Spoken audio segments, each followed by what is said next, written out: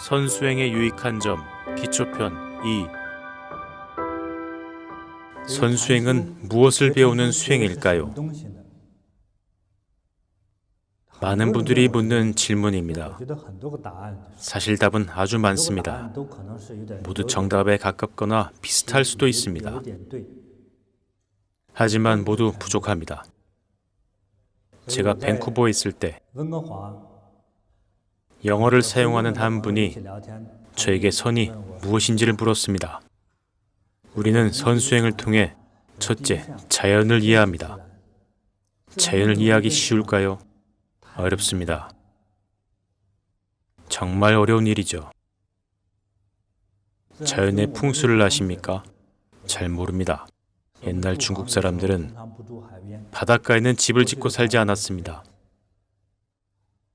어리석은 사람만이 해변에 집을 짓고 살았죠. 이유가 무엇일까요? 바닷가는 바람이 세고 습합니다. 내륙으로 1km만 더 들어가도 바닷가보다 10도씨는 더 건조합니다. 시대의 변화에 따라 문화도 늘 변하지만 그 변화들 중에는 잘못된 것도 많습니다. 겉모습만 보고 사람의 마음을 알 수 있습니까? 알 수 없죠. 어떤 사람과 인연이 있는지 알 수 있습니까? 모릅니다. 어떤 사람은 정말 인연이 있어서 평생의 친구가 되지만 어떤 사람은 평생의 적이 됩니다. 숙명입니다. 타고난 운명이죠. 어떤 사람은 운명의 적입니다. 볼 때마다 눈에 거슬리죠. 이런 사람은 20년이 지나도 여전히 서로 부딪힙니다. 눈에 거슬린 데는 이유가 있습니다. 두 사람이 함께 있으면 두 사람의 에너지장은 서로 배척합니다.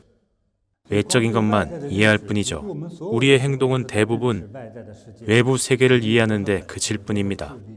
얼마나 많은 능력, 지혜, 시간을 들여야 꿰뚫어 볼 수 있을까요?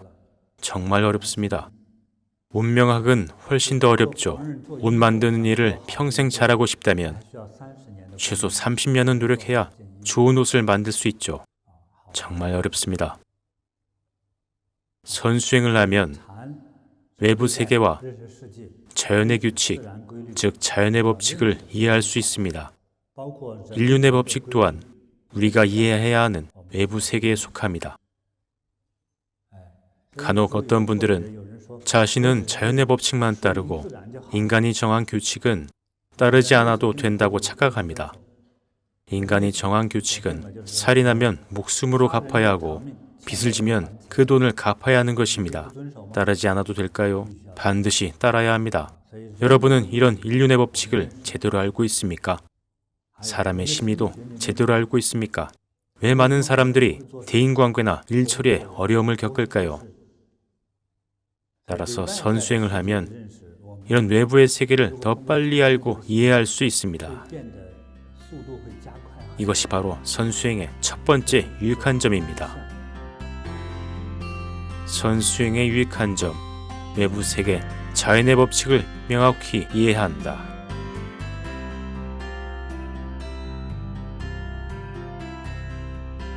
두 번째 유익한 점은 자신을 이해하는 겁니다. 선수행을 하면 자신을 이해할 수 있습니다. 즉, 선수행을 통해 첫째는 외부 세계의 자연규칙과 법칙을 이해할 수 있고 두 번째로는 자신을 제대로 이해할 수 있습니다. 어디서부터 자신을 이해할까요? 자기 내면의 마음부터 이해할 수 있습니다. 시간을 압축해서 설명하겠습니다. 자신의 내면을 이해해야 합니다. 우리는 대부분 몸의 감각을 이용합니다. 지각, 후각, 촉각, 청각과 같은 신체 감각을 이용해서 늘 이 세상을 이해하려고 하죠. 남을 평가하고 상품을 평가하고 좋고 나쁨을 평가합니다. 또한 타인이 나에게 주는 느낌이나 감정을 평가하죠. 모든 사람이 이러한 방식으로 이 세상을 느낍니다. 하지만 자신의 내면을 정확히 느끼는 사람은 드뭅니다. 여러분이 평가하는 이 세상이 과연 정확할까요? 여러분이 세상을 바라보는 시각이 과연 정확할까요? 우리의 정신적 경지가 대단히 높지 않고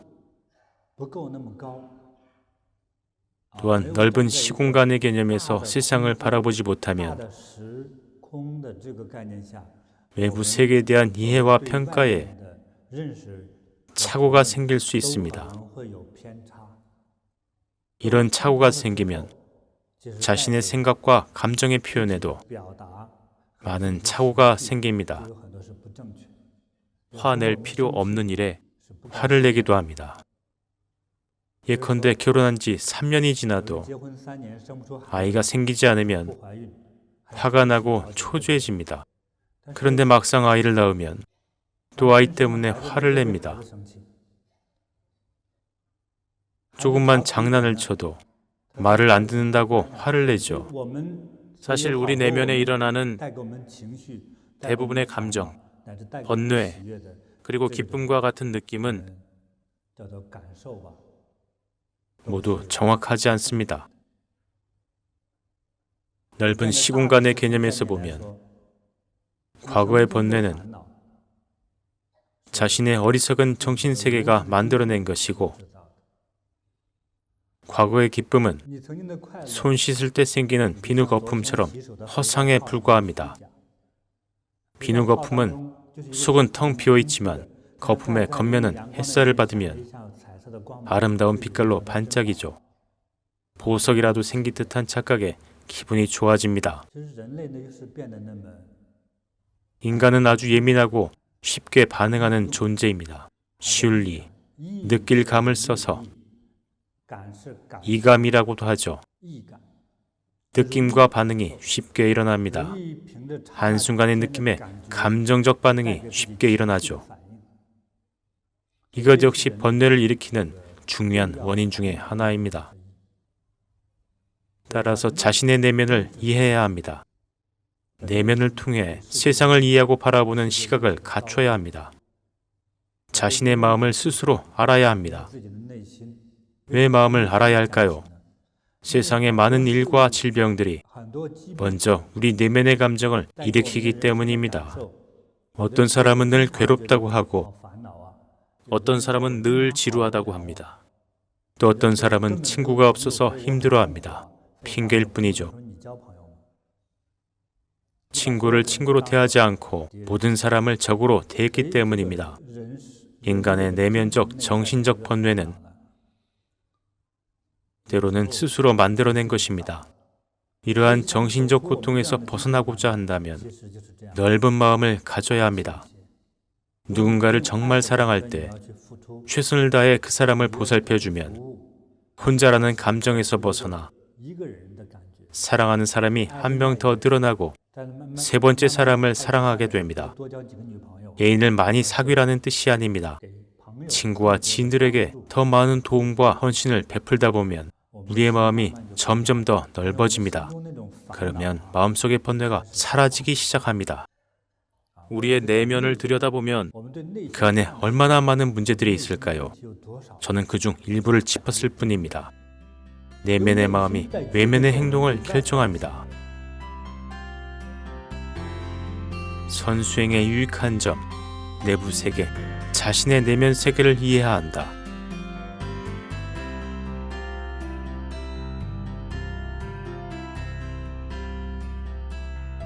여러분 모두 이 기회를 통해서 이런 이치를 천천히 배우고 이해하기를 바랍니다.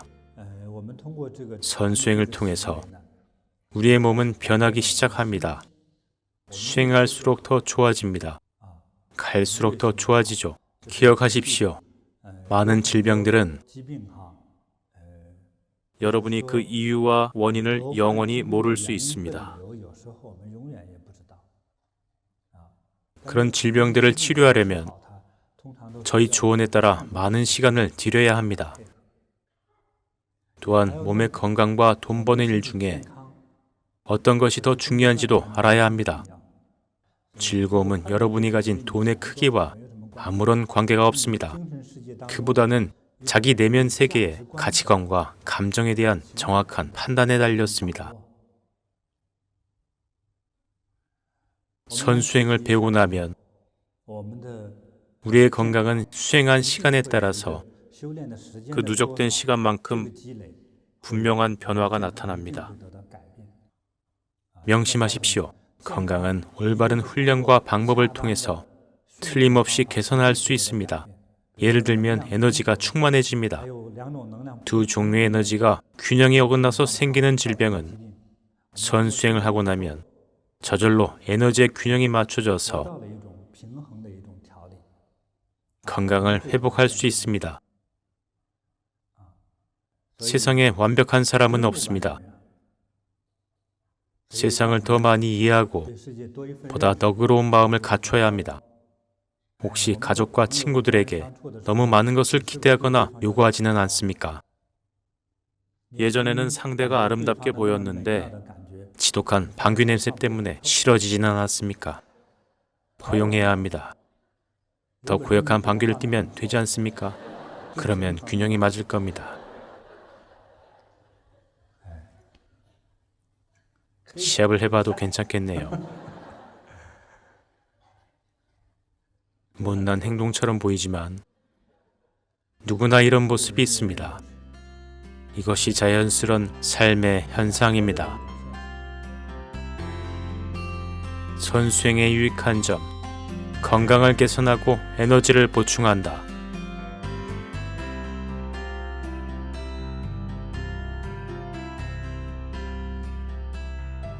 우리는 더 나은 삶을 위해서 이곳에 모였습니다. 더 건강해지고 더 행복해지고 뜻하는 바를 이루기 위해서 이곳에서 수행을 합니다. 수행을 하면 짧은 시간 안에 다양한 신체적, 생리적 현상이 나타납니다. 수행하는 과정에서 많은 변화를 느끼게 되죠. 예컨대 어떤 질병은 차츰 차도를 보입니다. 병세가 호전되거나 아예 완치되는 경우도 있습니다. 생리적인 변화도 느껴집니다. 예를 들어 양손을 비벼보면 매끄럽게 변한 피부를 느낄 수 있습니다. 어떤 사람은 체질적으로 피부가 건조해서 손바닥이 촉촉해 본 적도 없거나 한쪽 손만 땀이 안 나는 경우도 있습니다. 이런 분들이 계시죠. 10명 중 1명 정도가 그렇습니다. 아주 높은 비율이죠. 그런데 길게는 한 달 정도 수행하면 손과 발에 땀이 나기 시작합니다. 사람은 땀을 배출해야 할 때 땀이 나지 않으면 몸이 막혀 괴롭습니다. 이런 변화는 팔의 경락이 뚫렸다는 뜻입니다. 큰 에너지가 채워진 겁니다. 더 신기한 점은 여러 질병이 회복됩니다. 노인들의 피부를 예로 들어보죠. 사람은 60세가 넘으면 대부분 검버섯이 생기기 시작합니다. 얼굴, 팔, 몸에 검버섯이 피죠. 그렇지 않습니까? 그런데 수행을 하면 효과가 빠른 사람은 3개월 후에 검버섯이 사라지기 시작합니다. 수행을 하면 검버섯도 사라지고 몸도 점점 좋아집니다. 허리나 등이 시큰거렸던 통증이나 속쓰림 같은 증상들이 모두 나아집니다. 수행을 더 계속하면 에너지가 몸 안에 끊임없이 쌓이고 또 쌓여서 인류의 상식을 뛰어넘는 존재로 변합니다. 신체 구조의 변화가 나타나죠. 이것이 바로 많은 수행자들이 지혜로운 이유입니다. 왜 수행을 하면 건강해질까요? 왜 수행을 하면 많은 것을 내려놓을 수 있을까요? 왜 수행을 하면 툭하면 싸우던 부부가 안 싸우게 될까요? 싸울 거리가 없어지니까요. 왜 그럴까요? 첫째, 수행을 통해 뇌신경이 커지고 넓어졌기 때문입니다. 예전에는 아주 사소한 일로도 크게 괴로워했지만 수행을 통해 뇌신경이 넓어지면 아무리 욕을 먹고 동료 월급만 오르고 내 월급은 오르지 않고 심지어 사장한테 혼나도 늘 평온하고 걱정이 없습니다. 이것이 바로 경지입니다. 마음이 넓어진 겁니다. 우리의 번뇌는 대부분 아주 작은 일에서 비롯됩니다. 수행을 하고 나면 자신의 마음이 넓어진 것을 느낄 수 있습니다.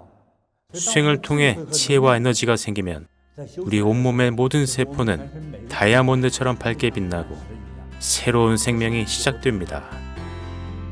선수행은 심신의 거대한 변화를 일으켜 우리에게 새로운 생명을 선사한다.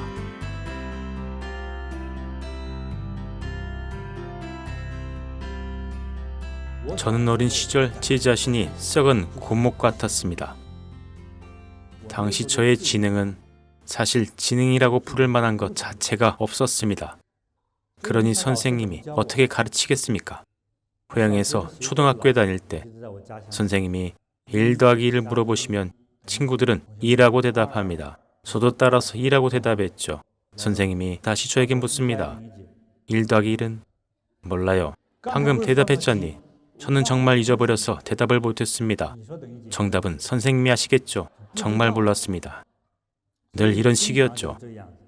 한 번은 시험을 봤는데 어머니도 시험 본 걸 알고 계셨죠. 일을 마치고 돌아오셨을 때 마침 저도 집에 돌아왔습니다. 오늘 시험 봤는데 1등 했어요. 1등? 어디서부터? 끝에서 1등이요. 이것도 1등이죠. 그래, 잘했다. 이듬해는 머리가 조금 좋아졌습니다. 엄마, 이번에는 1등이 아니고 40점 받았어요. 총 몇 과목인데? 3과목이요. 3과목 모두 한 과목당 100점이 만점이었습니다. 총 3과목이었는데 머리가 좋아진 덕분에 합쳐서 40점을 받았던 거죠.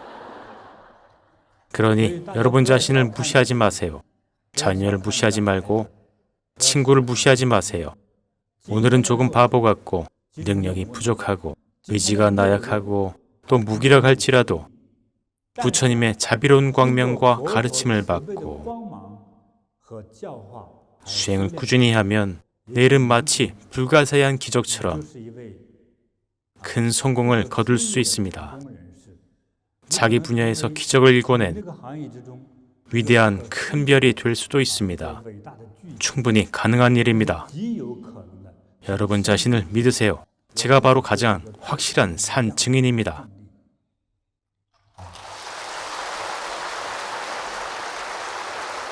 감사합니다.